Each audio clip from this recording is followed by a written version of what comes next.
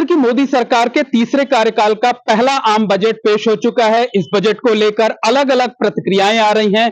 सत्ता पक्ष से जुड़े हुए लोग जहां बजट को दूरगामी बता रहे हैं, इसकी तमाम खूबियां गिना रहे हैं, वहीं जो विपक्ष है वो इस बजट को निराशाजनक बता रहा है। उसका कहना है कि बजट में ऐसा कुछ भी खास नहीं है जिससे ये कहा जा सके कि देश मजबूत हो रहा है, मध्यम वर्ग को कोई राहत नहीं दी गई है। लेकिन बजट का जो पॉलिटिकल इंपैक्ट है वो क्या है, आम जनता इसको किस नजरिए से देखती है, बजट के पॉलिटिकल इंपैक्ट को, इस पर हम बात करते हैं। इस वक्त हम मौजूद हैं संगम नगरी प्रयागराज के सिविल लाइंस इलाके में। यहाँ हमारे साथ समाज के अलग अलग वर्गों के लोग हैं।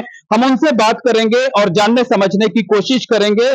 सबसे पहले आपसे जानना चाहते हैं, क्या नाम है आपका? योगेश गोयल। योगेश जी, ये बताइए कि विपक्ष कह रहा है कि बजट का जो है इस तरीके से पेश किया गया है बजट कि उसमें ये साफ झलक रहा है कि ये मजबूत सरकार नहीं है, गठबंधन की सरकार है। इसीलिए बिहार, आंध्र प्रदेश जैसे स्टेट जो कि सपोर्टिंग अलायंस में हैं, उनको फोकस किया गया है, बाकी और जगह स्टेट की अनदेखी की गई। आप क्या मानते हैं? नहीं, बिल्कुल अनदेखी नहीं की गई है। जिस हिसाब से बजट पेश हुआ है उससे एकदम सरकार लग रहा है कि जैसे ये गठबंधन ही खुद की अपनी बनाई सरकार है, क्योंकि इन्होंने बहुत सारी चीजों पे दिया है, मध्यवर्गीय लोगों पे दिया है, युवाओं को दिया है, रोजगार के नए नए अवसर दिए हैं, शिक्षा पे इन्होंने लोन पे जो है 3% कर दिया है।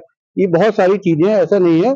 हाँ, ये जरूर रखेंगे एज ए व्यापारी, हम लोग ये जरूर कहेंगे कि थोड़ा सा हम लोग को ये उम्मीद थी कि इन्होंने जीएसटी पे भी कुछ न कुछ संशोधन करेंगे या उसको फिर से स्टार्ट दोबारा करेंगे कि जिसपे सरलीकरण करेंगे, लेकिन उस पर कुछ नहीं हुआ। ये हम लोग को थोड़ा सा निराशा है, बट इससे अच्छा ये भी लगा कि इन्होंने इनकम टैक्स पे भी छूट दी है। मतलब आपका मानना है कि सरकार ने ये संकेत दिए हैं, ये संदेश दिया है कि वो मजबूत सरकार है, दबाव में ये बजट तैयार नहीं किया गया है और इसीलिए ये बजट लोक लुभावन नहीं है, बल्कि भविष्य के भारत को ध्यान में रख के तैयार किया गया है।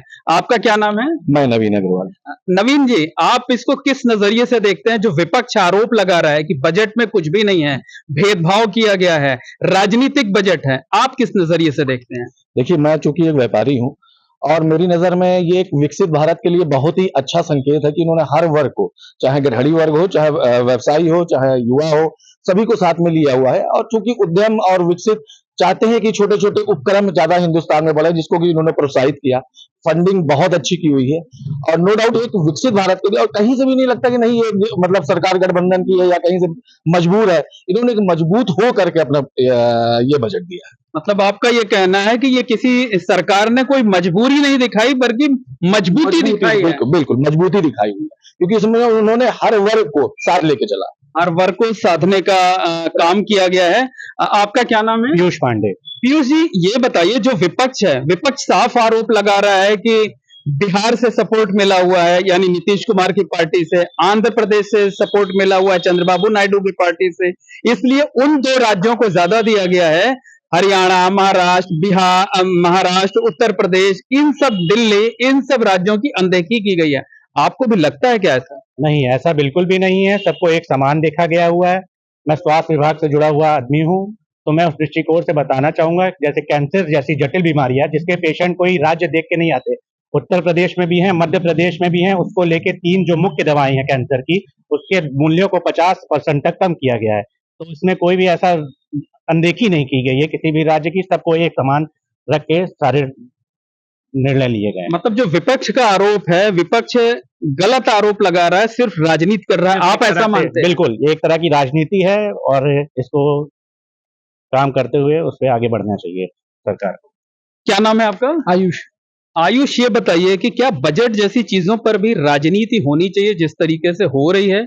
आप क्या सोचते हैं? नहीं, बिल्कुल नहीं होनी चाहिए, क्योंकि अगर टैक्स स्लैब जो चेंज किया गया है, जैसे गोल्ड, सिल्वर, प्लैटिनम वगैरह पे, मोबाइल एसेसरीज पे जो टैक्स स्लैब कम किया गया, कस्टम ड्यूटी कम करी गई है ना, वो पूरे इंडिया के लिए कम किया गया, तो उसमें कोई राजनीति वाली काम तो नहीं है मेरे हिसाब से। लेकिन जो विपक्ष आरोप लगा रहा है, वो कह रहा है कि बजट में तो ऐसा कुछ भी खास नहीं है, बजट में भेदभाव किया गया। आप सहमत हैं? नहीं, बिल्कुल नहीं, ऐसा नहीं है कि भेदभाव किया गया, क्योंकि जो मेन उनके 4 फैक्टर्स हैं जिसपे सबसे ज्यादा ध्यान दिया उन्होंने, महिला, युवा और पुअर और किसान पे, वो तो ऑल इंडिया है, तो उसमें ऐसा कोई भेदभाव तो नहीं समझ में आ रहा है। बिल्कुल भेदभाव नहीं किया गया रहा है। आपका क्या नाम है? विकास व्यास।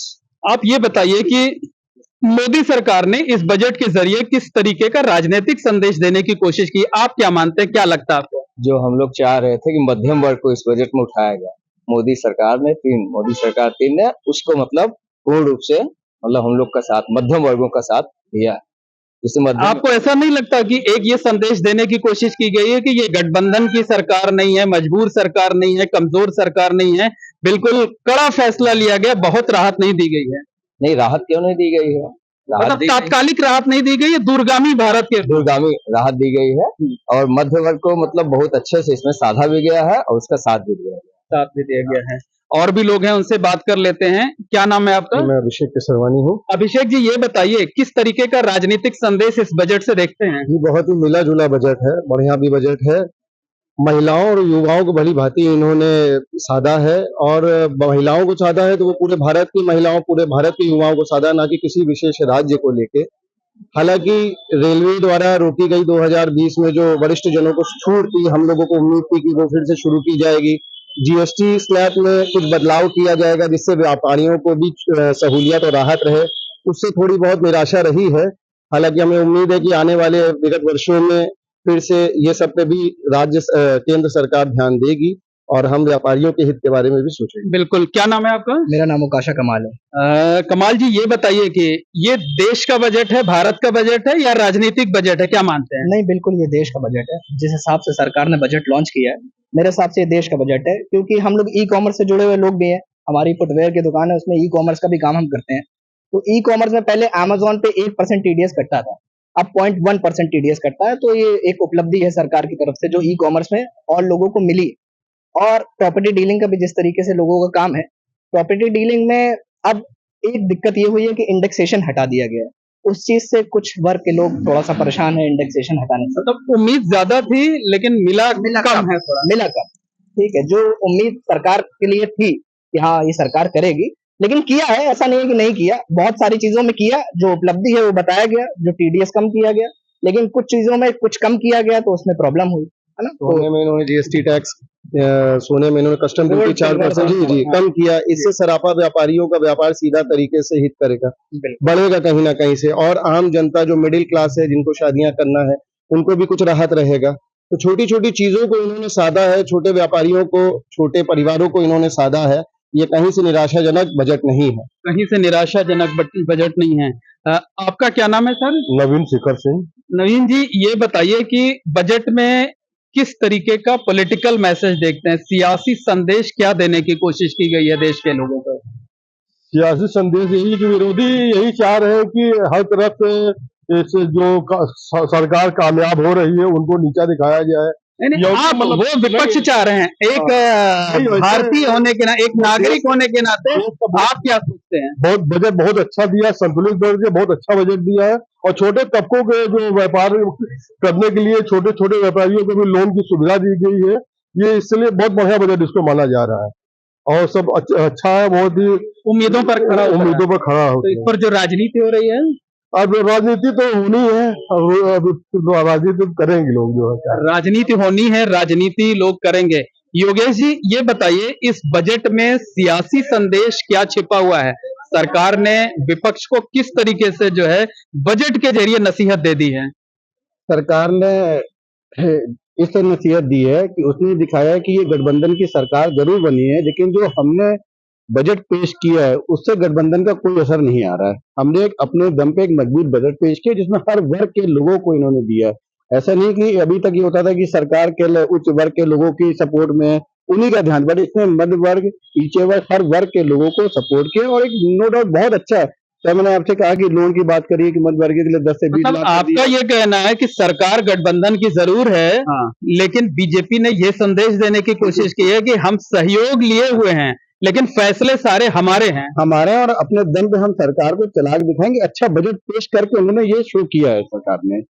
ये कहीं से कोई दबाव नहीं दिखा, बिल्कुल नहीं दिखा। जिस हिसाब से बजट लगा, जो कह रहे कर्नाटक, उसको तो ऐसा नहीं है। पूरे ऑल ओवर यूनियन कई चीजों को डिसीजन ऑल ओवर इंडिया के लिए, कर्नाटक या बिहार के लिए थोड़ा ना, तो लगा नहीं कहीं से दबाव गए। तो ये तो बिल्कुल, और जो भी बजट देख रहा है वो तो दिख ही रहा है साफ कि कहीं से भी बिल्कुल भी गठबंधन की सरकार वाला बजट नहीं लग रहा है। आपसे ये जानना चाहेंगे कि जैसे बिहार को ज्यादा दिया गया, आंध्र प्रदेश को ज्यादा दिया गया, महाराष्ट्र हरियाणा में चुनाव है वहां उतना नहीं दिया गया। तो क्या आने वाले दिनों में जब विधानसभा के चुनाव होंगे तो उसका खामियाजा सत्ता पक्ष को भुगतना पड़ सकता है क्या, यानी वो देश के साथ आएंगे? मुझे नहीं लगता कि सत्ता पक्ष को उसका कोई खामियाजा मिलेगा। जिसको जितनी जरूरत थी उस हिसाब से दिया गया है, जिसको ज्यादा जरूरत थी उसको ज्यादा दिया गया, जिसको कम जरूरत थी उसको कम दिया गया। यहाँ पे कोई राजनीति नहीं करनी चाहिए। किसी को 1 गिलास पानी की जरूरत है, 1 गिलास पानी में पेट भरता है तो 1 गिलास पिएगा, किसी को 2 की जरूरत है तो उसे 2 दिया जाएगा। मतलब जिसको जितनी दवा की जरूरत है उतनी दवा दी दवा जाएगी। दी गई है। विपक्ष क्यों फेवर में बोलेगा? विपक्ष तो हमेशा कितना भी अच्छा काम ही विपक्ष का राजनीति काम ही है, वो तो फेवर में कभी नहीं बोलेगा। कितना भी अच्छा, ये तो आम जनता इस बार खुश है। अगर पब्लिक कह रही है कि अच्छा बजट है, हम कहते हैं अगर 70-80% कह रही, 20% कह रही, तो हम तो अच्छी चीज मानेंगे जो पब्लिक कह रही है। मतलब विपक्ष विरोध जो है वो सिर्फ विरोध के लिए हो रहा है, आप भी यही मानते हैं? जी बिल्कुल, क्योंकि जो भी विरोध हो रहा है वो तो विपक्ष का अपना क्रिटिसाइज करना उनकी पॉलिसी है। और नो डाउट बजट तो सब वर्गों को हित में लेकर बनाया गया है और इससे भाजपा को या सरकार को एक मजबूती ही मिल रही है।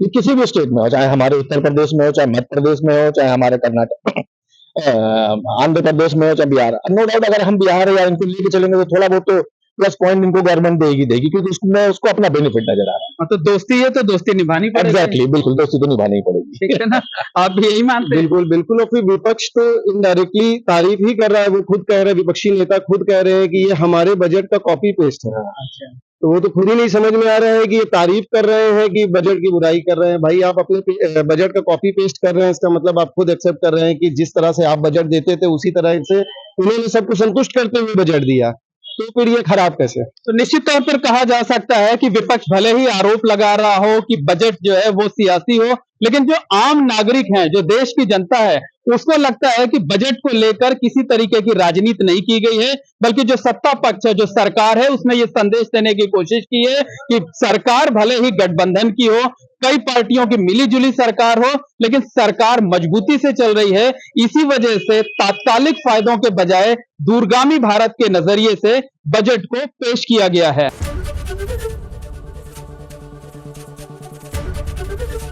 एबीपी गंगा, खबर आपकी, जुबान आपकी।